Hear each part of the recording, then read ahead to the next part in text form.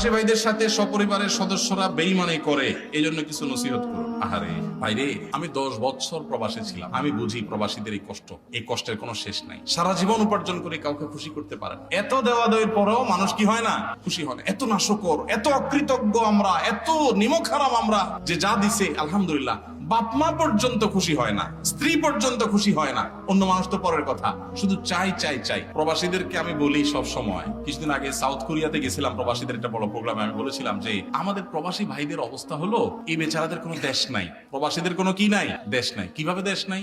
এরা যদি নিজের দেশে আসে, প্রবাসীরা যদি দেশে আসে, বাজারে ঘাটে রাস্তায় দোকানে সবাই বলে বিদেশি আসে। কি বলে? বিদেশি। তাহলে নিজ দেশে সে কি?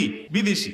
আর সে যেই দেশে থাকে ওটা যদি মিডিল ইস্ট হয় তো বলে আজনবী। আজনবী, আজনবী মানে বুঝেন? আজনবী মানে অচেনা, অজানা, অপরিচিত, মানে এর চিনি না, মানে এটা আমাদের দেশের না, মানে বিদেশি, সোজা কথা। তো বেচারা প্রবাসী যে দেশে থাকে ওরাও ওই দেশের লোক হিসেবে স্বীকার করে না, আর নিজের দেশে আসলেও সবাই বলে কি আসছে? বিদেশি আসছে। তো বেচারা কোনো দেশ আছে? নাই। দেশ হলো ওই বিমানে যতক্ষণ আকাশের উপরে থাকে ওই বিমান। এই কষ্টের কোনো শেষ নাই। সারা জীবন উপার্জন করে কাউকে খুশি করতে পারে না, এত দেওয়া দেওয়ার পরেও মানুষ কি হয় না, খুশি হয় না। এত নাশকর, এত অকৃতজ্ঞ আমরা, এত নিমক হারাম আমরা, যে যা দিছে আলহামদুলিল্লাহ, বাপ মা পর্যন্ত খুশি হয় না, স্ত্রী পর্যন্ত খুশি হয় না, অন্য মানুষ তো পরের কথা, শুধু চাই চাই চাই। কত কষ্ট সেখানে তারা করে। যদি তারা একেবারে আরামের মধ্যেও থাকে, প্রিয়জন থেকে দূরে থাকার কষ্ট কত বেশি, এটা যারা জেল জীবনে থাকে তারা বুঝে। আর যারা প্রবাসে আছে তারা কিছুটা টের পায় কত কষ্ট হয়। এজন্য প্রবাসীদের প্রতি জুলুম করবেন না আল্লাহর রাস্তায়, তাদের প্রতি রহম দিল হবেন, খাই খাই করবেন না, যা দিতে পারে শুকর আদায় করবেন, না দিতে পারলে বেচারার ওজর আছে এটা বুঝবেন, কোনোভাবে ব্লেম এবং অভিযোগ করে বেড়াবেন না। আর প্রবাসীরা যারা আছেন আমি তাদেরকেও বলি, আপনারা একটু বিবেক বুদ্ধি খরচ করে চলেন।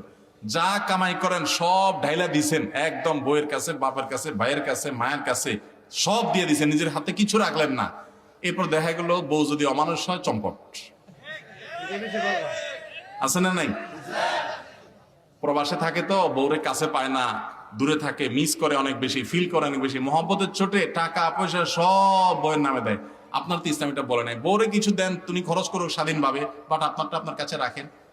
অনেক ছেলেরা আছে বাপের নামে সব জমি জমা কিনে প্রবাসীরা, আবার অনেক বাপরাও আছে এত বেবুজা, ছেলে নিজের নামে জমি কিনলে বাপ মন খারাপ করে। এটা বাপের মূর্খতা, বাপের অজ্ঞানতা, বাপ জানছে না সেজন্য এটা করছে। তার সম্পদ তার নামে থাকবে, এটাই সঠিক।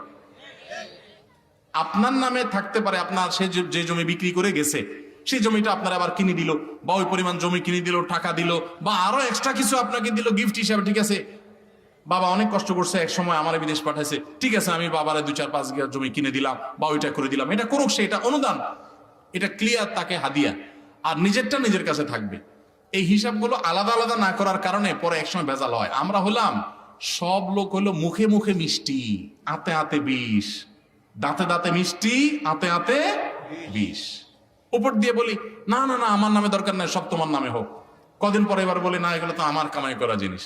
তা আগের ভেজালে ভালো ছিল, ক্লিয়ার কাট করা দরকার ছিল। প্রবাসী অনেকে ভুলটা করেন, এই ভুলটা করবেন না। ইসলাম আপনারা বলে নাই উজাড় করে সব ঢেলা দিয়ে এক জায়গায়, এরপরে ধরা খায়া বলেন যে আমার তো হায় হোসেন, হায় হোসেন, আমার তো হায় কপাল, হায় কপাল।